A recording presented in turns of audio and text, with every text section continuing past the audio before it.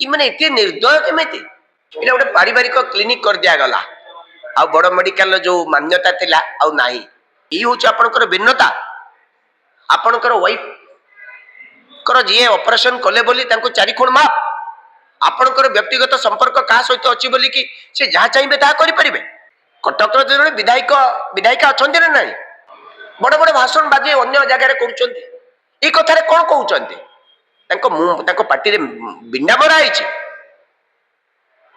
कि तांको पार्टी रे बिंडा मरा आइछि ओडिसा स्वार्थ प्रति टिके भी चिंता नाही केवल व्यक्तिगत स्वार्थ व्यक्तिगत फायदा व्यक्तिगत पद पदवी केमति रहिबा हमर गारिमा ये होछि राजनीति आकु कोनती राजनीति स्वार्थपर लोक गुड़िक सब सब व्यवसायी मैंने जो राजनीति करते यही सब स्थिति देखा मिले एससीबी मेडिकल कॉलेज रोगी को एबे भी मध्य प्राइवेट नर्सिंग होम को पठा जाउछि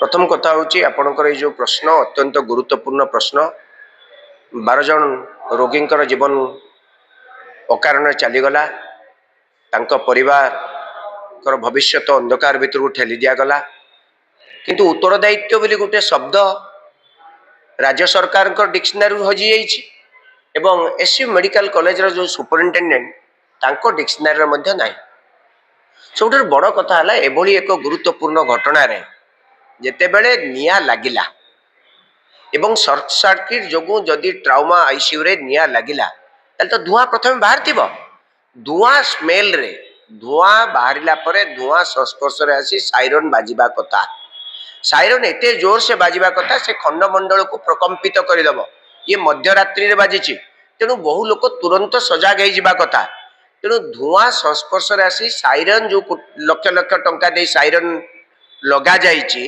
ता बाजिला कि नाही जदि बाजी नथिला ताले ए साइरन जो माने लगेई थिले एवं ई टेंडर को जो माने अप्रूवल करथिले सेमानकु आ भीतर को तड़ा जाऊ एवं तुरंत तांको विरुद्ध रे कार्यानुष्ठान नबा माने सेमानक पाखु समस्त पैसा रिकवर करा जाऊ एक द्वितीय कथाटी जदि साइरन बाजी थिला ता परे परे स्प्रिंकलर थिला माने पानी छिंचाड़ी की बंद कर देवा कथा बा गुटे प्रकार जो प्रकार केमिकल्स अछि से स्प्रिंकल करिवो संगे संगे सेटा डाउज हे जिवो माने निया आ व्यापीबनी निया लिबी जिवो ता लिबितिला कि एवं निया आईसीयू रे लिबेबा पई स्वतंत्र भाव रे फायर फाइटिंग इक्विपमेंट्स लगी एति पई कोटी कोटी टंका खर्च होइछ ए 22 मास भितरे मध्य कोटी कोटी टंका रे टेंडर ए फायर फाइटिंग इक्विपमेंट लगी जदि ये 22 मास भितरे कोटी कोटी टंका रो टेंडर हैला एवं कॉन्ट्रैक्टर माने इक्विपमेंट लगेइले से इक्विपमेंट ठीक समय रे काम कला नाही ताला हमें दोषी काहा को करिवु एक ए पर्यंत को मान को विरुद्ध रे कोन कार्यानुष्ठान निये जाइछि ना केवल तळ तळिया कर्मचारी इंजीनियर आउ किछि लोकन को सस्पेंड करा जाइछि एतिक रे कोन 12 जन को जीवन सरी गला कि आम राज्य सरकार 25 लाख टंका दे भाबिले जे गोटे जीवनर मूल्य 25 लाख से माने आसीतिले काहे केसबी को निज जीवन बंचेया पई जीवन बंचेबा परिवर्ते से माने सब होई कि घर को फेरी गले एबे मोर कोटिए प्रश्न ये जो आज जे एससीबी रो जे सुपरिटेंडेंट अछंती तांकर नैतिक दायित्व कोन अछि ये सुपरिटेंडेंट पूर्वरु केउंझर जिल्लार डिस्ट्रिक्ट हेडक्वार्टर हॉस्पिटल ले पोस्टिंग थिले एवं आजिरो मुख्यमंत्री सहित तांकर पारिवारिक संपर्क अछि एंकर वाइफ जने एससीबी रो सर्जन एलभी गौरी मु ना नौची से एबे मुख्यमंत्री वाइफ जो एससीबी जाई जो सर्जरी कले तांको सर्जरी एई मैडम करिसंती एलबी गौरी जे सुपरिटेंडेंट वाइफ पारिवारिक संपर्क थिबा तो सुपरिटेंडेंट एवं तांको वाइफ एससीबी मेडिकल कॉलेज भितरे बहुत अधिक गुरुत्व बहन करूचंती से कौनसी नीति नियम कानून को मानती कि नहीं मु जानिनी एते बड़ घटना परे सरकार एससीबी सुपरिटेंडेंट को दायी करूनांती काहेकि एवं स्वास्थ्य विभाग मंत्री निजे किभली अनायास रे अछंती निज दायित्व को निभाउ नांती एवं तांको किभली भाव रे से निजे निजर रेजिग्नेशन टे भी दउ नांती तेणु भारतीय जनता पार्टी सरकार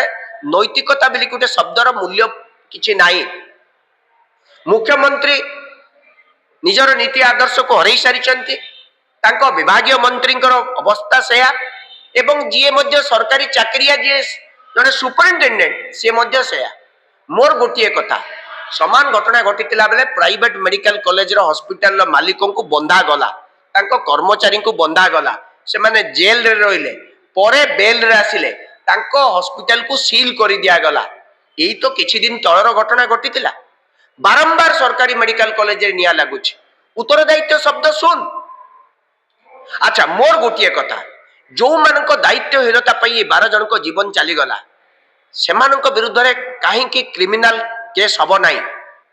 କଲପେବୁଲ homicide not amounts to murder under article 3 under section 307 ରେ କାହିଁକି କେସ୍ ହବ ନାହିଁ? ସେମାନଙ୍କ ଯୋଗୁଁ ଏମାନଙ୍କ ଜୀବନ ଚାଲିଗଲା, ସେଥିପାଇଁ ସୁପରିନଟେଣ୍ଡେଣ୍ଟ ବି ଦାୟୀ ରହିବେ ଏବଂ ସେଠିକାର ଯୋଉମାନେ ଅଧିକାରୀ ଏଇ ଦାୟିତ୍ୱରେ ଅଛନ୍ତି ସେମାନେ ରହିବେ। ଏମାନଙ୍କ ଦାୟିତ୍ୱହୀନତା ଯୋଗୁଁ ଆଜି ଗଲା, ଏ କଥା କେହି କେବେ କହୁନାହାନ୍ତି। କୋଟି କୋଟି ଟଙ୍କାର ଟେଣ୍ଡର ହଉଛି ସେଫ୍ଟି, ଫାୟାର ସେଫ୍ଟି ପାଇଁ କୋଟି କୋଟି ଟଙ୍କାର ଏସସିବି ର ଟେଣ୍ଡର ହେଇଛି। ସେ ପଇସା କାହାକୁ ବାଣ୍ଟି ଦିଆଗଲା? ଏ ପଇସା କାହାର ପଇସା ଥିଲା? ଓଡ଼ିଶାର ଜନସାଧାରଣଙ୍କ ପଇସା। ତାହେଲେ ଯଦି ସେଫ୍ଟି ଇକ୍ୱିପମେଣ୍ଟ ଲଗେଇଲା ପରେ ଯଦି ଲୋକ ମରି ଯାଉଛନ୍ତି, ଏସସିବି କୁ ରୋଗୀ ଆସିବେ କାହିଁକି? ସାରା ଓଡ଼ିଶାର ସବୁଠାରୁ ବଡ଼ ରେଫରାଲ ହସ୍ପିଟାଲ ହେଲା ଏସସିବି। ଏହା ପରେ ବି କିଛି ଲୋକଙ୍କର ସମସ୍ୟା ସମାଧାନ ହେଇପାରୁନି। ଏ ସରକାର ଏକ ଭିନ୍ନ ସରକାର ବୋଲି କହିଥିଲେ, ଏଇ ହଉଛି ଆପଣଙ୍କର ଭିନ୍ନତା। ଆପଣଙ୍କର ୱାଇଫଙ୍କର ଯିଏ ଅପରେସନ କଲେ ବୋଲି ତାଙ୍କୁ 4 ଖୁଣ ମାପ, ଆପଣଙ୍କର ବ୍ୟକ୍ତିଗତ ସମ୍ପର୍କ କାହା ସହିତ ଅଛି ବୋଲି କି ସେ ଯାହା ଚାହିଁବେ ତାହା କରିପାରିବେ? ଇଏ ବହୁତ କନିଷ୍ଠ ଲୋକ ଯିଏ ଅଛନ୍ତି ଏସସିବି ସୁପରିନଟେଣ୍ଡେଣ୍ଟ, ତାଙ୍କ ନାଁ ଦେବେନି, ସେ ଜଣେ ଅର୍ଥୋପେଡିକ ସର୍ଜନ। ବୁଲି ବୁଲି କଟକ ଯାକର ଯେତେ ନର୍ସିଂ ହୋମରେ ସର୍ଜରୀ କରୁଛନ୍ତି, ତାଙ୍କର ଗୋଟେ ଗୋଟେ କ୍ୟାରେକ୍ଟରକୁ ଆନାଲିସିସ୍ କରିଥିଲେ କି ନାହିଁ? এইভাবে ব্যক্তিଙ୍କୁ ଆପଣ ସୁପରିନଟେଣ୍ଡେଣ୍ଟ କରିବେ ଏସସିବି ରେ? ତାଙ୍କର ଗୋଟେ ନିଜର କିଛି ଦାୟିତ୍ୱ ନାହିଁ। କଂଗ୍ରେସ ଦଳ ଡିମାଣ୍ଡ କରୁଛି ଏ ସମସ୍ତଙ୍କ ବିରୁଦ୍ଧରେ କଲପେବୁଲ homicide not amounts to murder ଆଧାରରେ କେସ୍ ହେବା ଦରକାର ଏବଂ ତୁରନ୍ତ ସ୍ୱାସ୍ଥ୍ୟ ମନ୍ତ୍ରୀ ନିଜର ନୈତିକତା ବୋଲି ଯଦି ସାମାନ୍ୟ କିଛି ଅଛି ତୁରନ୍ତ ଇସ୍ତଫା ପ୍ରଦାନ କରିବା କଥା। সেটা কোন কটক এসিবি মেডিকেল বড় ওড়িশার বড় মেডিকেল না সেটা পারিবারিক ক্লিনিক? এটা ଗୋଟେ ପାରିବାରିକ କ୍ଲିନିକ କରି ଦିଆଗଲା, ଆଉ ବଡ ମେଡିକାଲର ଯୋଉ ମାନ୍ୟତା ଥିଲା ଆଉ ନାହିଁ। ଏସସିବି ମେଡିକାଲ କଲେଜରୁ ରୋଗୀଙ୍କୁ ଏବେ ବି ମଧ୍ୟ ପ୍ରାଇଭେଟ ନର୍ସିଂ ହୋମକୁ ପଠାଯାଉଛି, ଏହା ସତ୍ୟ।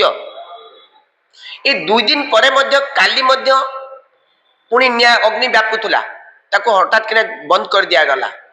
ଜଷ୍ଟ এই ଯୋଉ ଆଇସିୟୁ ଟ୍ରମା ସେଣ୍ଟର ତଳେ ଥିଲା ଏନଆଇସିୟୁ, ଛୋଟ ଛୋଟ ପିଲାମାନଙ୍କର neonatal ICU intensive care unit, ତାକୁ କହନ୍ତି ଏନଆଇସିୟୁ। ମାନେ ଯୁଆ ନବଜାତ ଶିଶୁମାନଙ୍କୁ ଯୋଉମାନେ କ୍ରିଟିକାଲ କଣ୍ଡିସନ ଅଛନ୍ତି ତାଙ୍କର ଯୋଉ ଆଇସିୟୁ ଟ୍ରିଟମେଣ୍ଟ ପାଇଁ ଏନଆଇସିୟୁ ରେ ରଖାଯାଏ। ସେ ସବୁ 6 ମାସ 8 ମାସ 3 ମାସ 2 ମାସର ଛୁଆ, ସେ ସବୁ କାରଣ ହେଇଥାନ୍ତା କହିଲେ? ମାଟି ଛୁଆ ଜନ୍ମ କରିକି ତା ମୁହଁ ଦେଖିବା ପୂର୍ବରୁ ତା ଛୁଆର ଜୀବନ ଚାଲି ଯାଇଥାନ୍ତା। ଏଭଳି ଅବସ୍ଥାକୁ ହୃଦୟଙ୍ଗମ କରିପାରୁନାହାନ୍ତି ମୁଖ୍ୟମନ୍ତ୍ରୀ।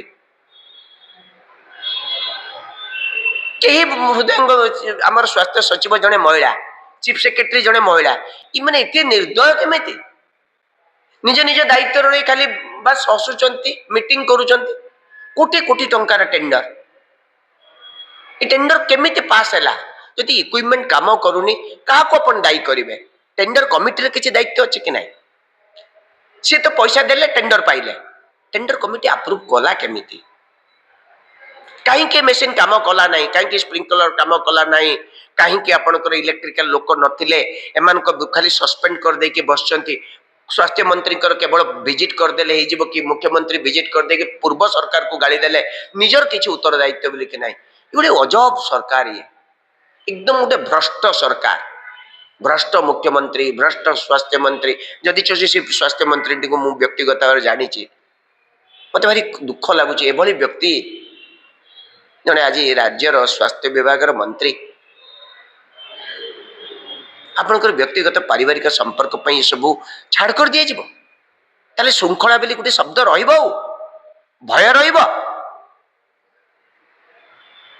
ଆଶା କରୁଛି ସରକାର ଯଦି ଶୁଣିବେ ଦୃଢ଼ କାର୍ଯ୍ୟାନୁଷ୍ଠାନ ନିଅନ୍ତୁ। କଟକବାସୀ जो मैंने कटकर नेतृत्व नहीं से मैंने भी चुप कहीं तो किसी कहूना कटकर जो विधायक विधायिका अच्छा ना ना बड़ बड़ भाषण बाजी अन्य जगह कर कथार कौन कहते पार्टी बिंडा मरा किए पार्टी बिंडा मरा ओडिशा स्वार्थ प्रति टिके भी चिंता नहीं केवल व्यक्तिगत स्वार्थ व्यक्तिगत फायदा व्यक्तिगत पद पदवी केमती रहा आमर गारिमा ये हूँ राजनीति आपको कहते राजनीति स्वार्थपर लोक गुड़िक सब सब व्यवसायी मैंने जो राजनीति करते सब स्थिति देखा मिले।